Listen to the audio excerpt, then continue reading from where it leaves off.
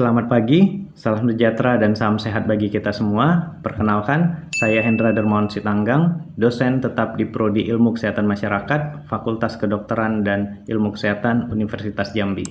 Pada kesempatan ini, saya akan menyampaikan pernyataan diri dosen dalam unjuk kerja Tridharma Perguruan Tinggi dalam bidang pengajaran.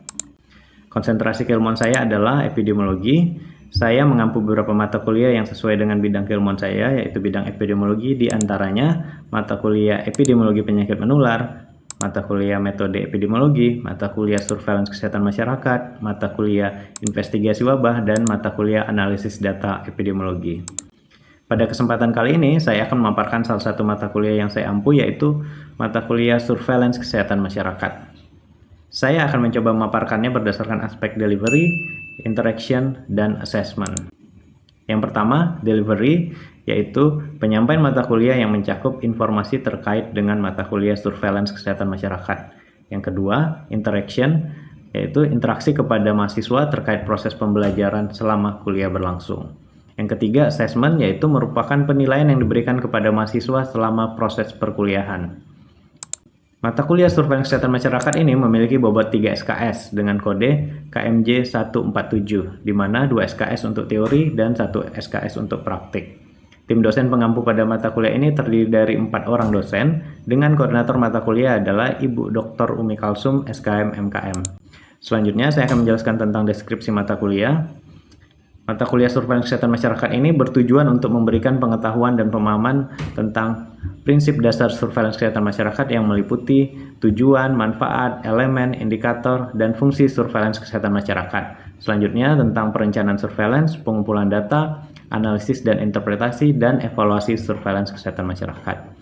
Selain itu, mata kuliah ini juga akan membahas tentang pelaksanaan sistem surveillance kesehatan masyarakat yang meliputi surveillance penyakit menular, surveillance penyakit tidak menular, surveillance gizi, surveillance kesehatan lingkungan, surveillance kesehatan matra, surveillance kesehatan ibu dan anak, surveillance kesehatan reproduksi, baik di puskesmas, dinas kesehatan kabupaten kota maupun di dinas provinsi, serta menelaah permasalahan pelaksanaan beberapa sistem surveillance tersebut.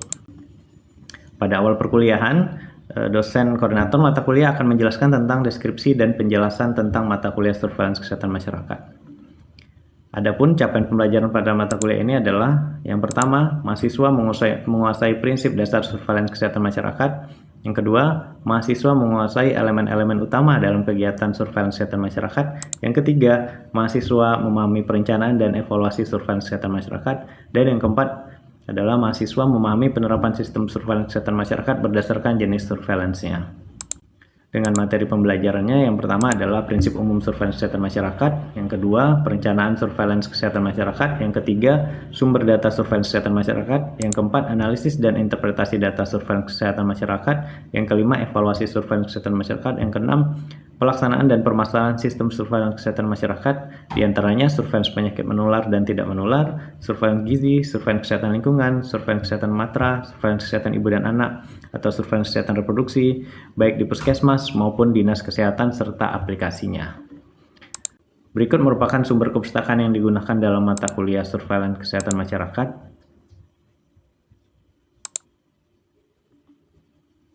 Oke, selanjutnya saya akan menjelaskan tentang bentuk perkuliahan. Adapun bentuk perkuliahan yang saya terapkan terdiri dari 2 bentuk, yaitu yang pertama adalah bentuk sinkronos, yaitu tatap muka dengan metode self-directed learning, small group discussion, dan praktek lapangan. Sedangkan bentuk kedua yaitu asinkronus, yaitu menggunakan e-learning dengan metode case method dan media pendukung ILMS atau e-learning yang sudah difasilitasi oleh Universitas Jambi. Metode pembelajaran yang saya gunakan pada mata kuliah ini adalah menggunakan metode ceramah, diskusi, case method, small group discussion, dan project based learning. Dan untuk sistem penilaian terdapat kriteria dan bobot penilaian, yaitu yang pertama adalah aktivitas partisipatif 20%, laporan 30%, seminar 20%, tugas 10%, UTS 10%, dan UAS 10%. Di mana untuk masing-masing item penilaian ini memiliki rubrik penilaian masing-masing yang sudah dituangkan dalam RPS.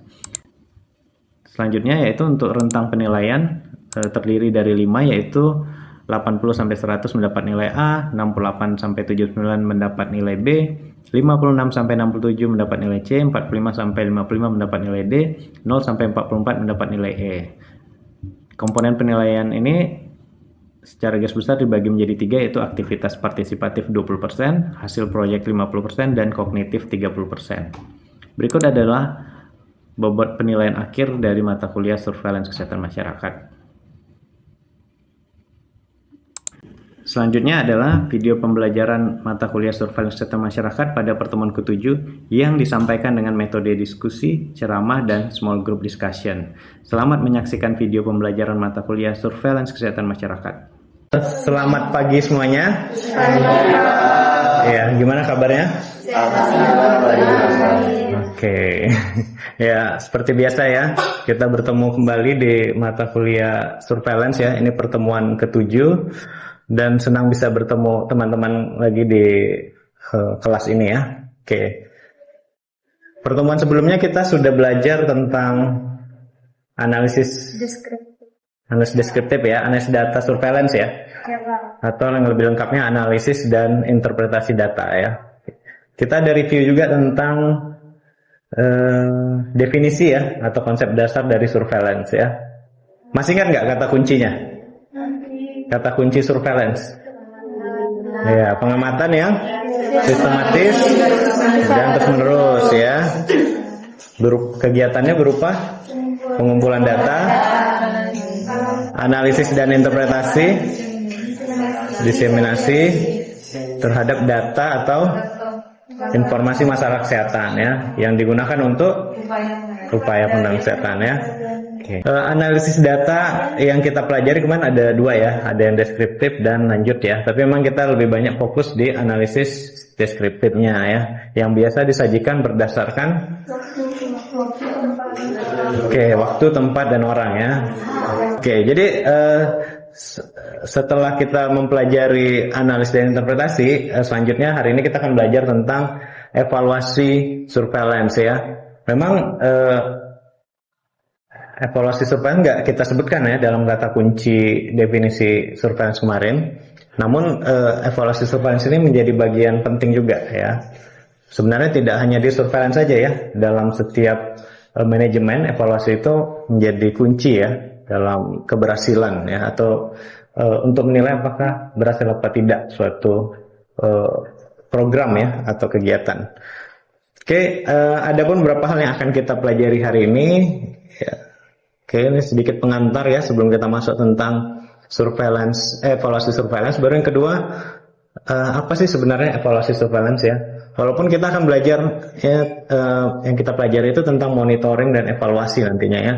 Baru selanjutnya apa aja yang dinilai dalam evaluasi surveillance ya. Dan yang terakhir sebenarnya ada lagi, kita akan studi kasus tentang bagaimana hasil penilaian ya yang sudah dievaluasi itu seperti apa ya, supaya teman-teman dapat gambaran sebenarnya apa sih hasilnya gitu ya, bagaimana hasilnya ya. Karena kalau kita hanya belajar konsepnya, nanti kita nggak mendapatkan gambaran seperti apa sih evaluasi itu dilakukan ya. Kita mulai ya. Sebelum kita mulai ke evaluasi surveillance, kita coba diskusi dulu. Teman-teman pernah dengar nggak monitoring dan evaluasi? Pernah ya? Apa itu? Sampel apa yang sudah didapatkan setelah kegiatan itu, apa saja kesalahan atau perbaikan yang perlu dilakukan lagi untuk apa saja kesalahan atau kekurangan ya, untuk diperbaiki ke depannya. Ada yang lain? Sama nggak sih monitoring dan evaluasi? Beda. Kalau gitu satu-satu ya. Monitoring apa? Evaluasi apa? Silakan kalau mau coba. Monitoring itu kayak mengawasi ya. Mengawasi progresnya ya. Monitor ya. Sebelah kiri ada? Silakan. Monitoring itu lebih ke pemantauan terhadap perubahan dan juga yang mana fokusnya itu di dalam proses dan juga outputnya gitu Pak.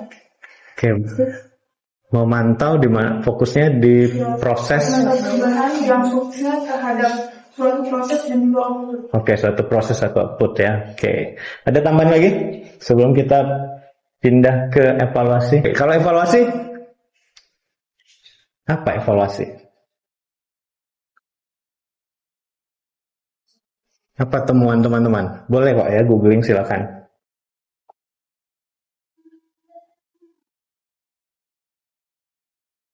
Nih, boleh dibacain? Evaluasi merupakan suatu proses untuk menyediakan informasi tentang sejauh mana suatu kegiatan tertentu telah dicapai. Oke, suatu kegiatan bagaimana suatu kegiatan telah tercapai gitu ya. Oke. Sebelah kiri evaluasi. Ya, silakan. Evaluasi itu dilakukan untuk memeriksa apa yang sudah dicapai atau dampak yang sudah berhasil dibuat. Oke, hampir sama cuman tambah dampak ya. Oke. Kira-kira udah bisa kita simpulkan bersama? Oke, bedanya apa sebenarnya? Kalau monitoring saat proses, kalau evaluasi di akhir. Di akhir ya. Oke. Jadi monitoring saat proses, evaluasi di akhir, walaupun tidak menutup kemungkinan evaluasi boleh juga di pertengahan ya. Baru apa lagi bedanya?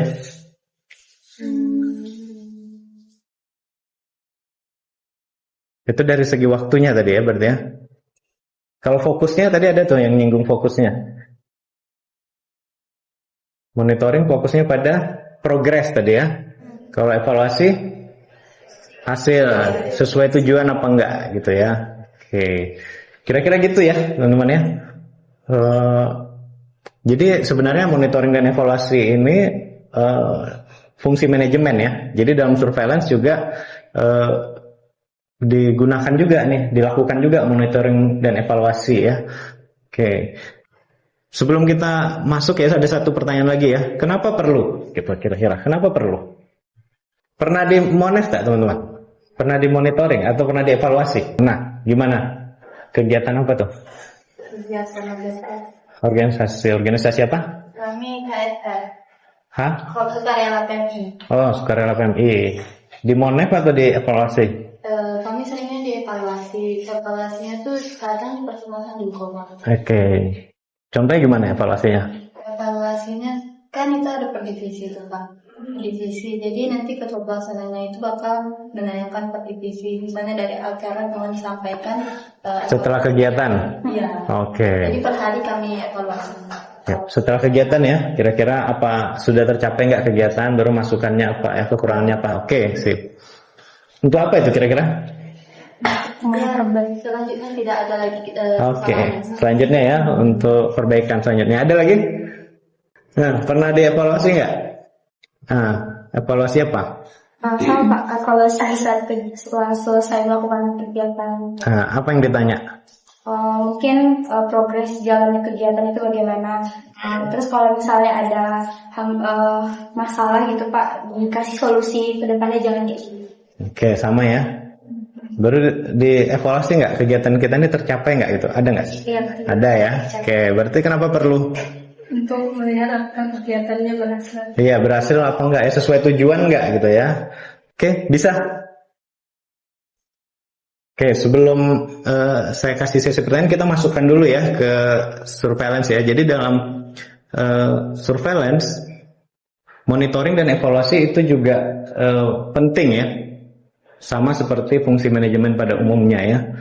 Oke.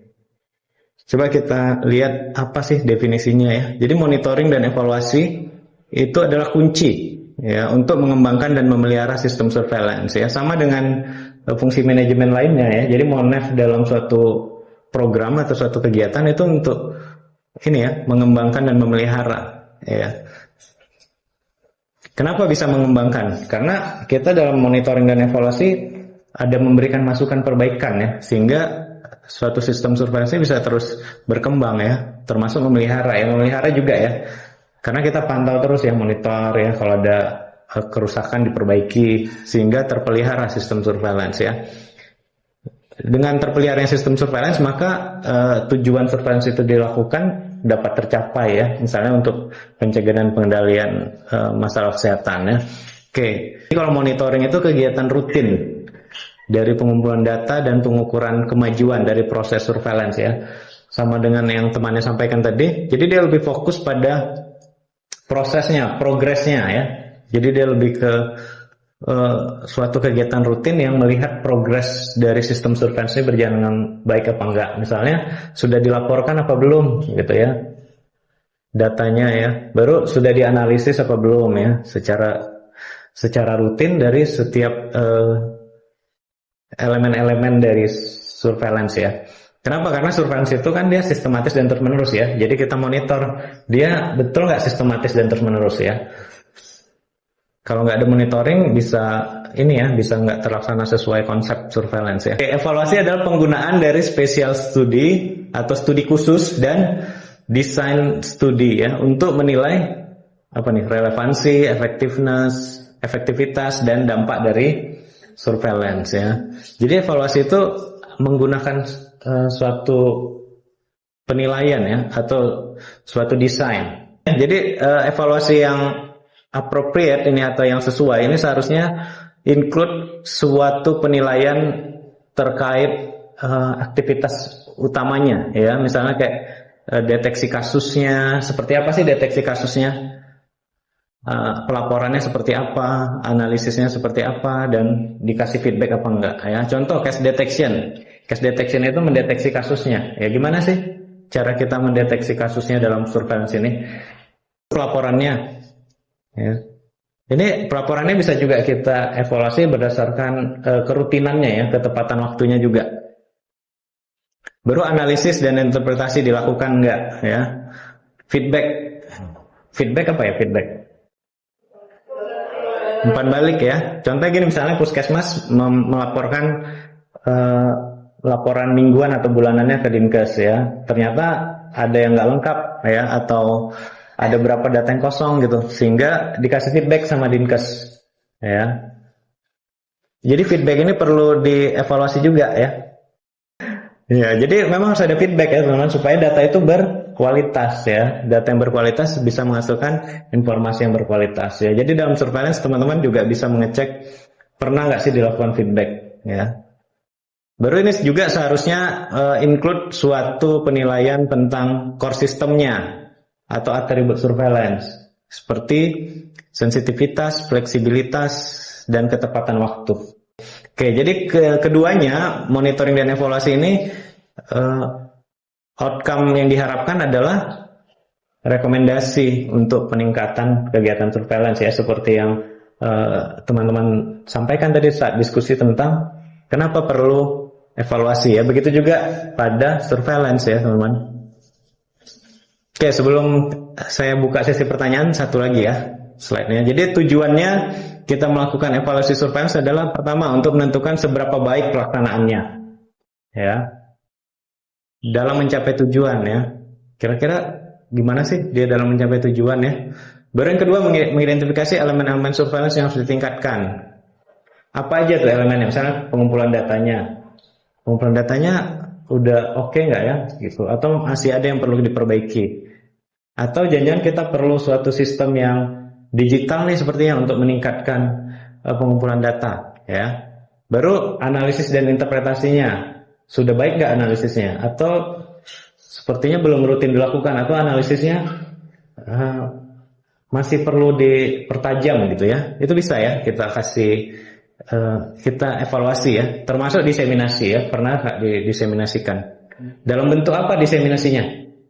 Apakah buletin epidemiologi atau letak di website atau hal lainnya ya? Itu perlu kita evaluasi juga. Menilai bagaimana temuan surveillance mempengaruhi upaya pengendalian. Oke, yang ketiga ini maksudnya apa? Ada yang bisa bantu jelaskan nggak? Yang ketiga, kita evaluasi surveillance itu untuk menilai bagaimana temuan dalam surveillance ini mempengaruhi upaya-upaya pengendalian. Contohnya seperti apa? Iya, silakan. Jadi kita kan melakukan surveillance itu secara rutin terus-menerus, misalnya untuk mengetahui berapa jumlah kasus penyakit atau masalah kesehatan tertentu di suatu daerah, misalnya suatu kelurahan tertentu.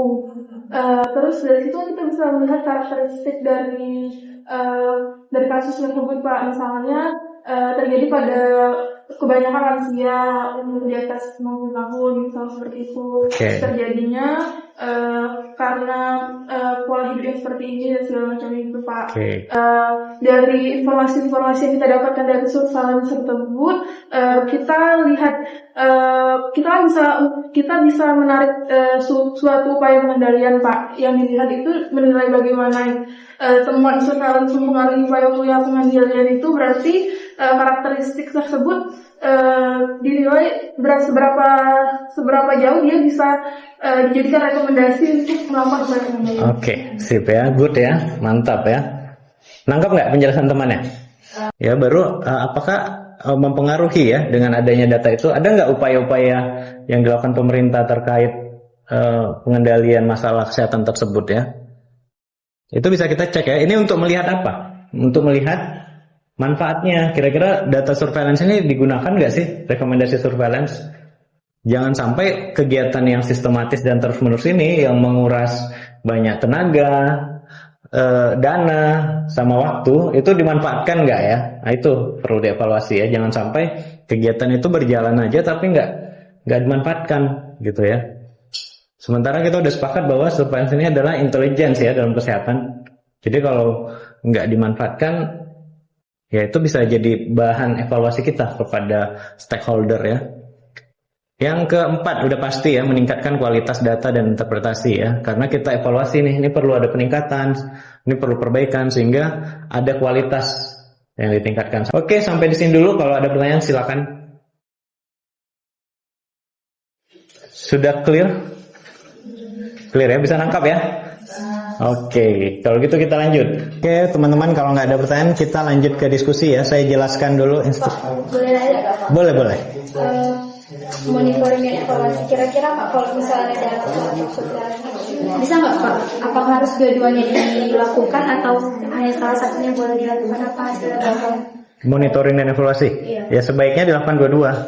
Misalnya kayak monitoring kan fungsinya untuk melihat progresnya ya. Progres surveillance itu berjalan dengan baik apa sesuai nggak gitu, pengumpulan datanya udah dilakukan nggak gitu, tepat waktu apa nggak, itu dimonitor tuh. Misalnya dia gini, setiap tanggal 10 paling lambat puskesmas harus melaporkan laporan bulanan. Kalau misalnya dia tanggal 10 belum laporkan, itu monitor gitu ke puskesmasnya dari Dinkes. Kalau dia nggak melakukan monitor, evaluasinya cuma di akhir gitu ya.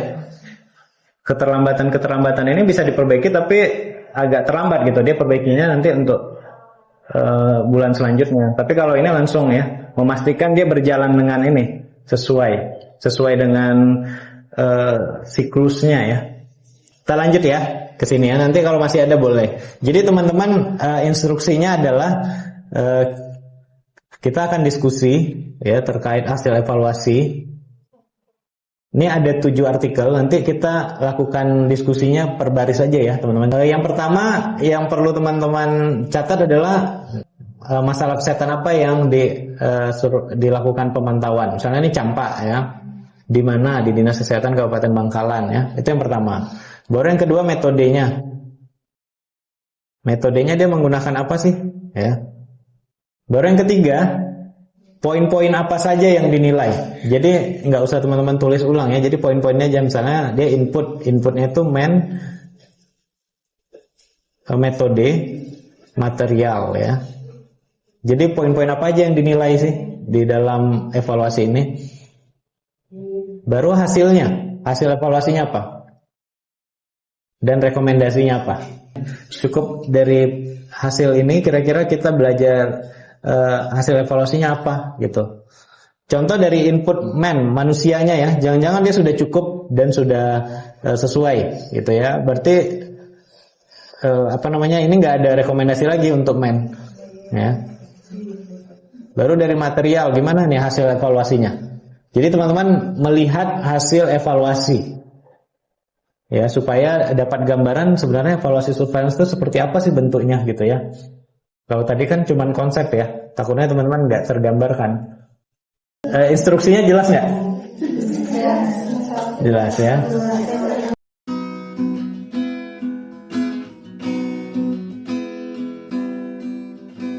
Kita dengarkan dulu ya dari artikel 1 ya teman-teman.